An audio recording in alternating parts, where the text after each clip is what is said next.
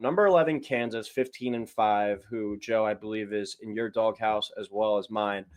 They traveled to Baylor, who's 13-7. Baylor having a bit of a down year for their standards, but I think anytime these two teams play in the Big 12, it turns out to be an awesome game.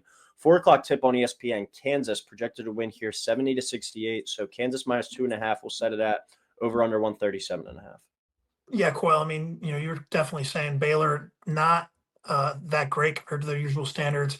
I got to see him play at UConn earlier in the year, and a game at the time where both teams were in. It felt like we're in much different places than they are now. UConn barely hanging in the top 25, and Baylor sitting here, 13-7.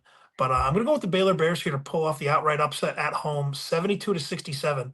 So I'll take them plus 2.5, and I'm going to go over 137.5. I mean, this is a Kansas team. Obviously, they're in my doghouse, so that might be clouding my judgment a little bit. But that's a loss against Houston that like sticks with you. You had that game won so many times, and you still found a way to lose. And You did you see come that out game against. against UCF? I believe last night or 2 nights ago, they needed a down to the wire win against UCF. Yeah, that's what I was just about to get into. Like, you just survive against UCF. Now you got to go to Baylor with a game on Monday. That's kind of why the Big 12 scheduling is very interesting. It's a lot of like Saturday, Monday games.